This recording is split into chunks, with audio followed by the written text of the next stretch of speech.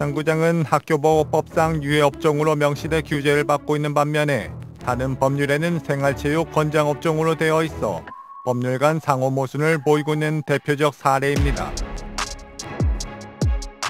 대한민국 당구는 어려운 과정을 거쳐가며 지금의 대중화가 된 당구가 되었습니다. 그 과정에는 법적인 문제와 대중들의 인식, 고질적인 문제들이 많았죠. 담배 냄새, 그리고 싸움, 도박, 좀 안 좋은 그런 이미지하고. 하여튼 당구장에는 좀 나쁜 사람들이 가는 거로 인식이 돼 있었는데, 당구가 워낙 대중적이다 보니까 당구장 안에서의 어떤 그런 환경이나 이런 것들이 좀 많이 안 좋았죠. 그래서 그런 문제들이 해결되지 않는 상태로 장기간 오면서 스포츠냐 아니냐를 가지고선 논란이 또 있었던 종목이기도 하고요. 당시 당구에 대해 불합리한 법적 규제들도 많았는데요. 18세 미만자의 당구장 출입 금지 같은 규제 같은 것들이 대표적입니다. 당구가 이제 옛날에는 특별 소비세 대상이었었습니다, 이게. 그래가지고 굉장히 어려움을 많이 겪었죠. 저희 배울 때는 처음엔 저희야 미성년자가 이제 그때는 못 들어갈 당시였는데, 어린 학생들이 당구 큐를 잡을 수 있는 환경이 안 됐죠. 그 법적 규제 때문에. 많은 사람들이 아직까지도 당구가 스포츠예요. 당구는 그냥 어른들이 노는 문화 아니에요? 라고 생각하는 분들이 아직도 있더라고요. 그래서 그런 것들을 이제 하나둘 극복했죠, 저희가. 예.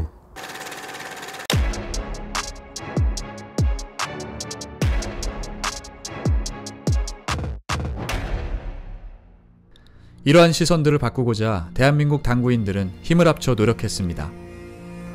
일단은 법적인 그런 제약부터 먼저 벗어나는 게 목표였고, 사실 당구 선수가 있다는 것을 알리는 게 우선이었어요. 그래서 당구 선수들이 이제 뉴스를 통해서 알려졌고, 그 다음에 이제 91년도에 우리나라에서 최초로 서울에서 월드컵이 열렸거든요. SBS 방송을 통해서 당구 선수들이 보타이를 메고 경기를 하는 모습을 보면서 당구 선수들이 이런 모습의 경기를 하는구나 라는 게 많이 알려졌죠. 그리고 이제 저희 같은 경우에도 당구 선수들에 관련된 인터뷰라든지 대회 내용이나 이런 것들을 계속해서 이제 자료화해서 만들어 놨고요. 그 예전에 은평지회에서 국회의원 하셨던 박기호 국회의원이신데, 이제 그분이 자료를 제출한 게 저희 잡지예요. 그러니까 재판부에 이게 스포츠지, 이제 그런 유해 환경이 아니다라고 이렇게 증거 자료를 제출한 게 그동안 저희가 취재했던 선수들 얘기 그리고 당구 대회, 그리고 건전한 당구 문화, 이런 거에 대해서 증거 자료를 제출하셔서 그게 이제 해제가 됐고, 그리고 아시안 게임 같은 경우에 이제 빠질 위기에 놓였을 때 저희가 중심이 돼서 당구 업계 종사자들을 다 모아서 1000만인 서명 운동도 벌이고, 그래서 정말로 부산 아시안 게임에서는 탈락 위기에 있었는데 극적으로 포함이 됐고, 결국 거기서 유일한 아시안 게임 금메달리스트 황득희가 탄생을 했고, 이런 일련의 사건들이 있었죠. 당구가 변화하면서 변화하는 것은 당구를 치는 사람들, 선수들뿐만이 아니라 용품업체 또한 마찬가지였는데요. 한국 당구의 중요한 시점마다 항상 그 뒤에서 밑거름 역할이 됐던 게 한국 당구계에 있는 용품사들이거든요. 그래서 95년도에 가이스프 총회가 한국에서 열렸을 때, 그때 사실 허리우드에서 당구의 용품사 지원을 받아서 그 총회 관련된 그런 행사를 유치를 했었고요. 그때 어떤 그런 용품사들의 지원이 당구가 스포츠로 제도권 안에 들어갈 수 있도록 밑거름 역할을 해줬습니다. 당구 용품만을 만드는 것이 아닌 당구 문화 자체를 만들어가려 노력했습니다. 그때만 해도 이제 공중파 방송밖에 없을 때, 그때 이제 그 미란다 호텔에서 이제 전국 대회를 매년 개최를 했었어요. 저희가 이제 그 대회를 개최를 했었고, 그러면서 이제 또 포켓도 이제 붐이 일면서 포켓을 이제 주제로 한 영화도 있었고. 저희가 대한민국 당구대 생산의 그래도 거의 한 60~70%를 차지하다 보니까 경기가 나빠도 대한민국 당구 발전을 위해서는 또 도움을 주지 않으면 안 되니까 그 선수들이 그 성장한 그 과정을 보면은 아주 뿌듯합니다. 뭐 1년에 뭐 한 많이 할 때는 150번에서 200번 정도까지 후원을 했어요, 저희들이. 하여튼 그 대회를 많이 해야 된다고 생각을 해요. 다른 운동도 마찬가지지만 특히 이제 당구는 이 시합할 때도 많고 접근하기도 좋고, 예, 그렇기 때문에 상당히 그 좋은 스포츠로 생각을 합니다. 우리나라의 그 1년 동안 당구 대회 하는 숫자를 보면 꽤 많습니다. 그 체육관에 내려가서 우리가 당구대를 최소한도 5, 60대를 깔아드립니다. 남들이 생각할 때는 당구대 50, 60대를 까는 거 그냥 허려두니까 하겠지라고 생각하지만 당구대가 50대, 60대 내려갔다가 올 정도의 그 비용은 꽤 많이 듭니다.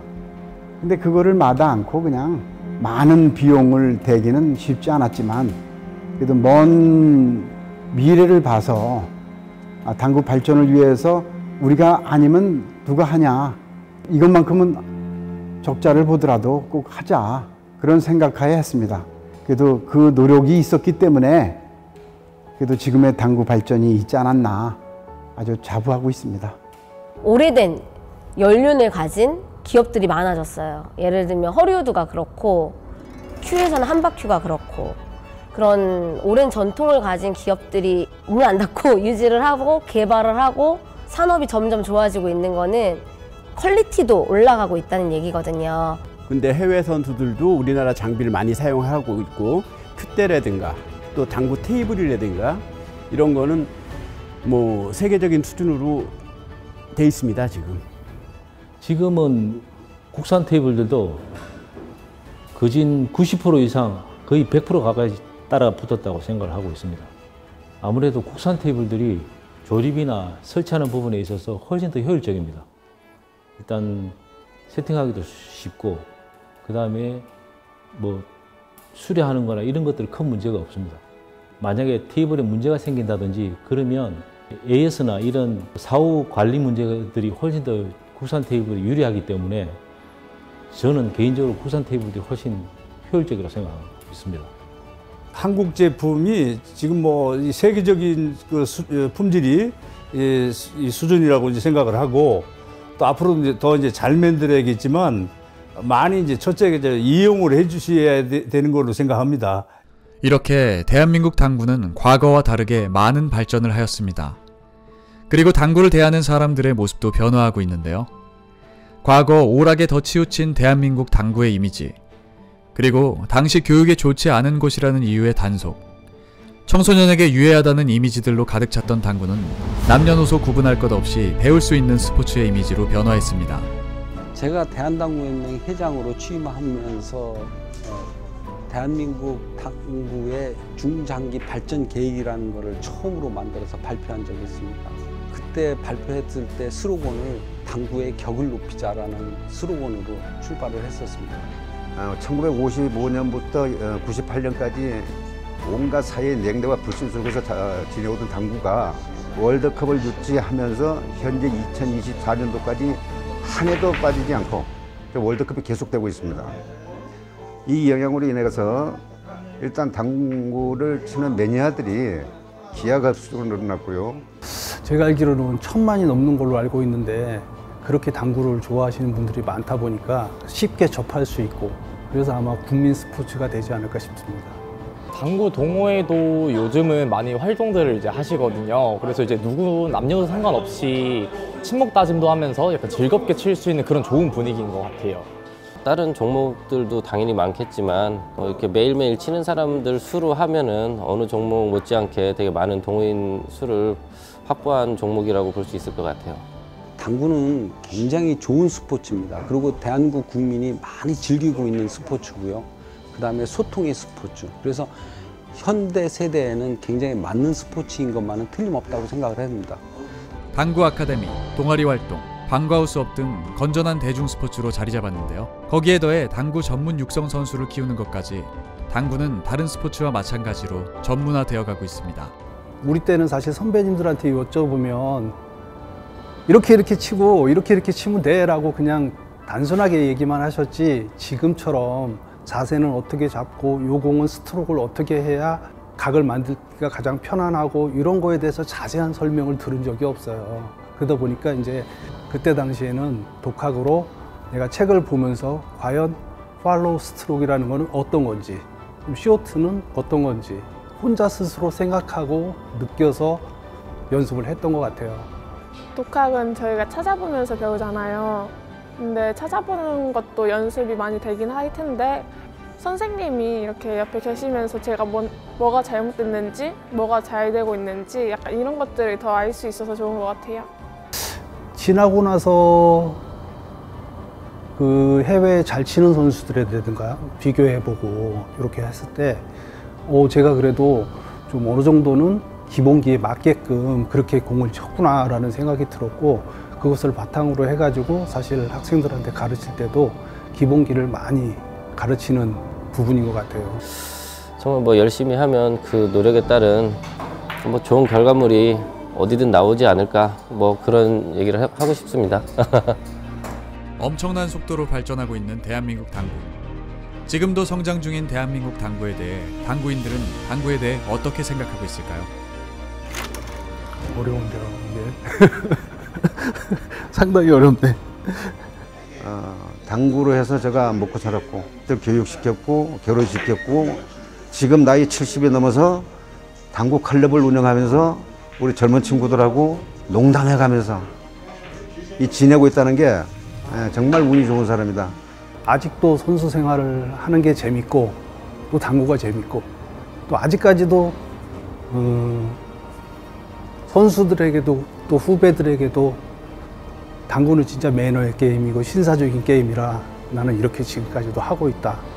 사실 당구는 스포츠이긴 하지만 저는 이제 7살 때부터 지금까지 한순간도 빼놓지 않고 함께 해왔기 때문에 당구에 관련돼 있어서 저는 당구입니다. 현재의 대한민국 당구, 그리고 미래의 대한민국 당구, 나아가 모두가 즐길 수 있는 가장 대중적인 스포츠. 대한민국 당구의 전성기는 바로 지금입니다.